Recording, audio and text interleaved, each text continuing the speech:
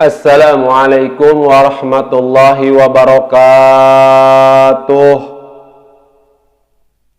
Alhamdulillahilladzi amarona bittaqwa wal istiqamah wa wa'ada liman ittaqa wastaqama bil jannah.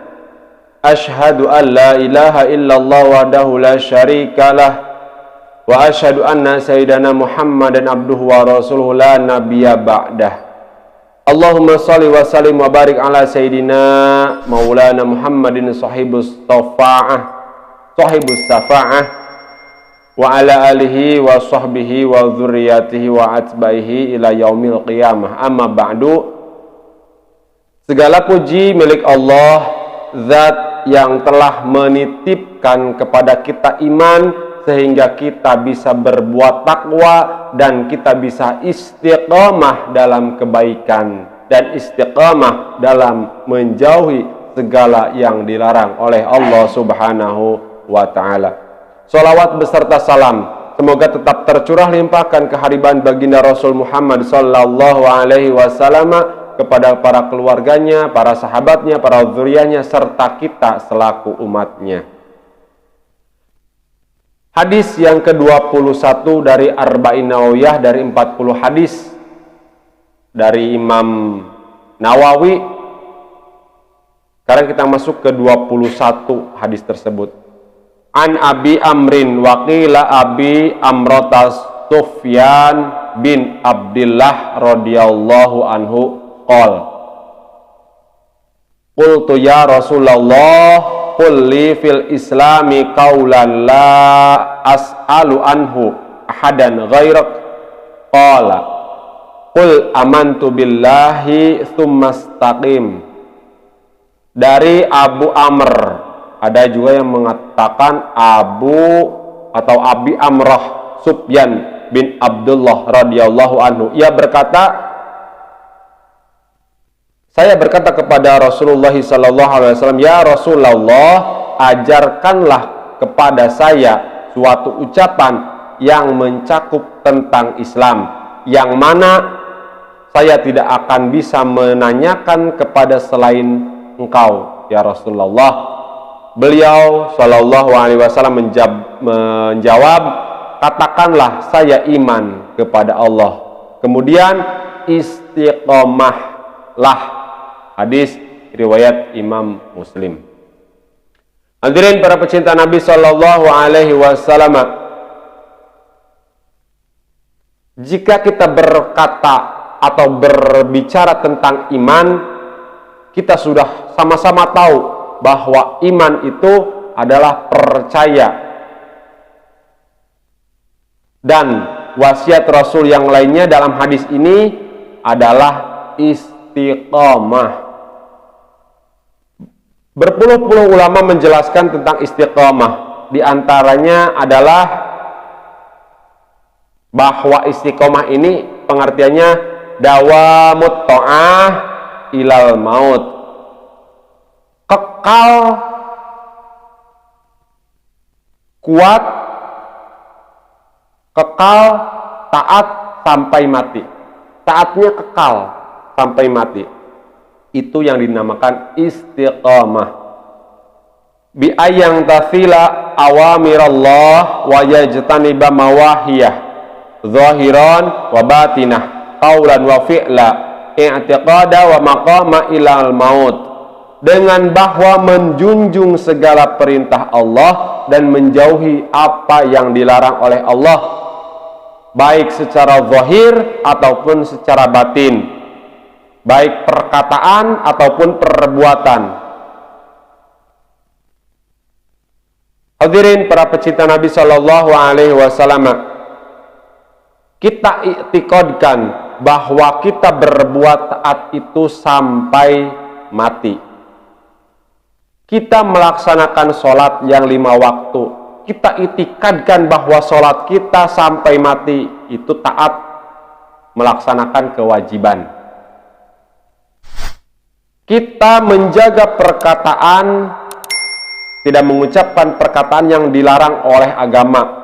Kita pertahankan, kita tidak berbicara yang tidak baik sampai kita mati, itu berarti istiqomah dalam perkataan. Kita melaksanakan yang diperintah Allah dan menjauhi segala yang dilarang Allah sampai mati, berarti kita istiqomah dalam perbuatan. Sabar dalam menghadapi segala ujian. Sabar, ujian datang, sabar, musibah datang, sabar. Maka ketika kita sabar sampai mati, itulah istiqomah.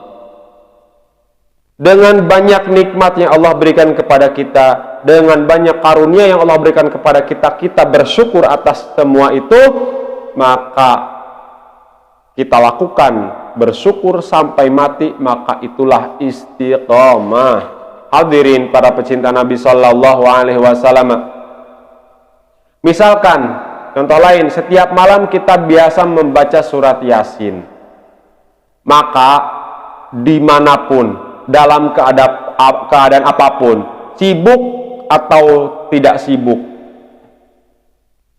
sedang bepergian atau diam di rumah, kita tetap membaca surat Yasin itu, maka itulah istiqomah. Kita ba'da maghrib bisa misalnya selalu membaca surat Tabarok. Kita lakukan surat Tabarok itu dibaca sampai mati, meskipun dalam keadaan apapun, dalam posisi apapun, dalam sibuk atau tidak sibuk, dalam senggang atau tidak senggang, dalam miskin atau sedang memang dalam keadaan kaya, maka ketika kita terus lakukan membaca surat Tabarok itu, itulah istiqomah. Biasanya setiap hari kita sholat duha pagi, baik itu banyak kesibukan, banyak kegiatan, tetap kita usahakan untuk sholat duha sampai mati kita sholat duha, maka itulah istiqomah. Menuntut ilmu kita lakukan sampai mati menuntut ilmu, maka itulah istiqomah. Allah Subhanahu wa taala berfirman dalam surat Fussilat ayat 30, A'udzubillahi samil alim minasyaitonir rajim, innal ladzina qalu rabbunallah tsumma istaqamu tatanazzalu alaihimul malaikatu alla takhafu wa la tahzanu wa abshiru bil jannah allati kuntum tu'adun. Sesungguhnya orang-orang yang mengatakan Tuhan kami adalah Allah, kemudian mereka meneguhkan pendirian, mereka istiqamah, maka malaikat akan turun kepada mereka dengan mengatakan, janganlah kamu merasa takut dan janganlah kamu merasa sedih, dan bergembiralah kamu dengan memperoleh surga yang telah dijanjikan Allah kepadamu. Para tokoh, para ulama besar seperti Hasanul Basri selalu berminta kepada Allah, Allahumma anta rabbuna, ya Allah Tuhan kami, farzuqnal istiqamah, berilah kami istiqamah. Apa penyebab bahwa kita susah untuk istiqamah? Istiqamah lain kata terus-terusan, atau kata yang lain kontinuitas, berkesinambungan, itu istiqamah. Para ulama ahli suluk menjelaskan ada 4 perkara mengapa kita tidak bisa istiqamah. Yang pertama dunia. Kekayaan membuat kita tidak istiqamah. Karena begitu banyak kekayaan, kita sibuk mengurusi kekayaan, maka itu penyebab kita tidak istiqamah. Harta benda, saking banyaknya harta benda, maka kita bisa tidak istiqamah. Dengan kepangkatan, dengan kedudukan, dengan jabatan, maka jabatan, kepangkatan, kedudukan itu bisa menjadi penyebab kita tidak istiqamah. Atau usaha ini, usaha itu, usaha ini, usaha itu, banyak cabang usaha yang dilakukan, itu membuat orang tidak istiqamah. Yang pertama, dunia. Man ahabba dunya, kata Rasulullah, man ahabba dunya adara bi akhiratih, ila akhiril hadis. Siapa sih yang mencintai dunia, itu pasti mengganggu akhiratnya. Imam Abu Hazim berkata, yasiru dunya yastaghalu an katsiril akhirah. Sedikit pekerjaan dunia itu mengganggu daripada kekayaan kebanyakan amal akhirat. Pekerjaan dunia yang sedikit itu bisa mengganggu akhirat kita. Yang kedua, apalagi yang dapat mengganggu kita untuk istiqamah? Al-khalqu, yaitu makhluk atau manusia. Sebahagian ulama berkata, aqlilil ma'arib fa innahu aslam lidhinik wa qalbik. Kurangi kenalan-kenalan, lebih selamat agama dan hati engkau. Biasanya orang yang banyak kenalannya mau sholat duha datang, ada yang namu datang-datang ngajebrus pokoknya nama gitu. Banyak kenalan, ada yang minta bantu ini, ada yang minjam uang, ada yang minta bantu itu, ada saja. Ketika mau sholat berjamaah datang yang mau ngasih uang, kenalan kita, itu mengganggu. Jadi kata Abu Hazim, kata para ulama yang kedua, manusia kurangi kenalan. Ulama mengatakan aqlil ma'arib fa innahu aslam lidinik wa qalbik. Kenalan kita kurangi supaya tidak mengganggu. Mengganggu apa? Akhirat. Yang ketiga yang membuat kita tidak istiqomah adalah godaan syaitan di dalam diri kita. Allah Subhanahu wa taala berfirman, "Inna syaitan lakum aduwwun fattakhidhuhu aduwwa." Syaitan itu musuh kamu, maka jangan dijadikan teman. Jadi musuh kita jadikan musuh, yaitu syaitan. Teman kita jadikan teman. Bagaimana caranya menghindari bisikan setan? Para ulama menjelaskan, yang pertama, menjauhi teman-teman setan. Siapa teman setan itu? Setan juga punya teman dari golongan manusia. Siapa teman-teman setan itu? Raja yang zalim, pemerintahan yang zalim, itu teman setan. Punya kenalan kita dengan pemerintahan yang zalim, dengan raja yang zalim, dengan pimpin yang zalim, maka itu adalah akan menjerumuskan kita terbisik oleh setan.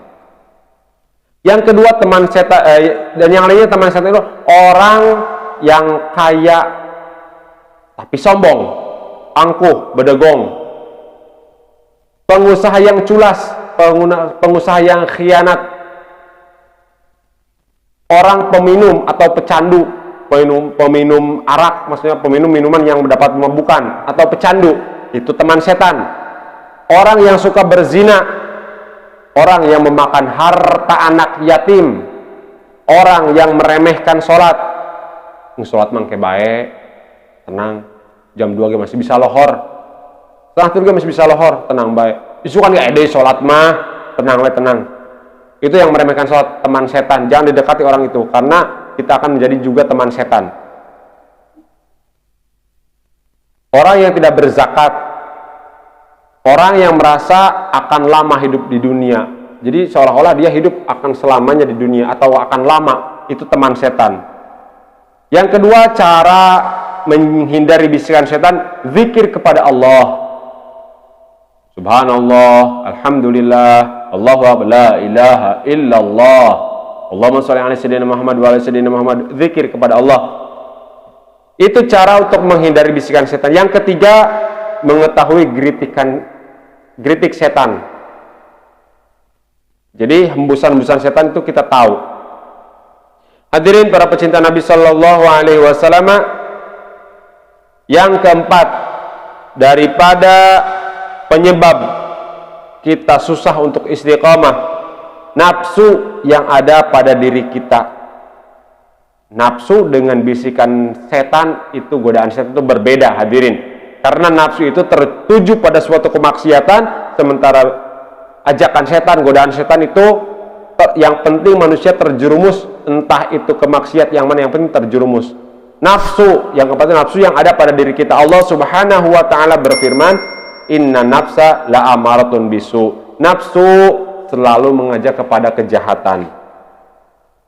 Para ulama mengajarkan kepada kita bahwa salah satu cara untuk menekan nafsu,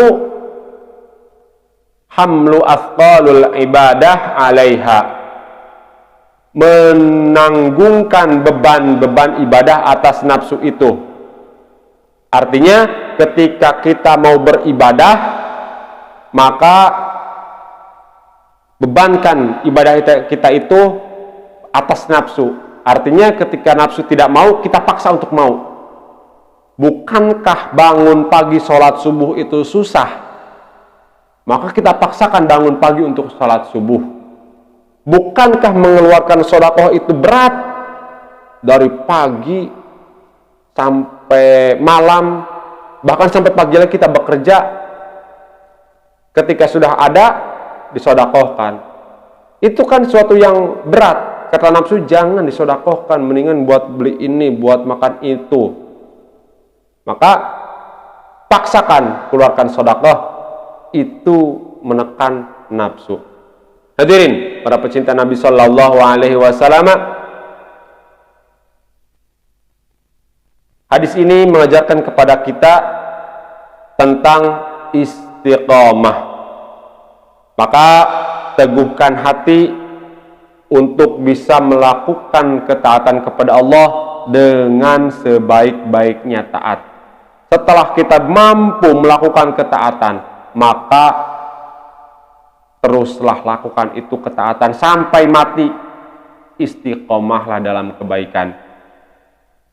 Melakukan suatu maksiat, melakukan suatu dosa adalah perbuatan yang dicela oleh Allah, perbuatan tercela, dan perbuatan itu akan berakibat kita nanti mendekam dalam neraka. Mendekam di balik jeruji besi dingin, tapi mendekam di dalam neraka, sungguh menyakitkan. Maka jauhi segala yang dilarang oleh Allah sampai mati, maka itu akan menggiring kita mendapatkan kasih sayang Allah. Di mana kasih sayang Allah? Surga, tempat kita kembali, insya Allah. Terima kasih atas segala perhatian. InsyaAllah kita lanjutkan di kajian yang berikutnya atau hadis yang berikutnya, di hadis yang ke-22 dari Arba'in Nawawiyah. Terima kasih atas segala perhatian. Mohon maaf atas segala kekurangan. Wallahul muwaffiq ila aqwamit thoriq. Wassalamualaikum warahmatullahi wabarakatuh.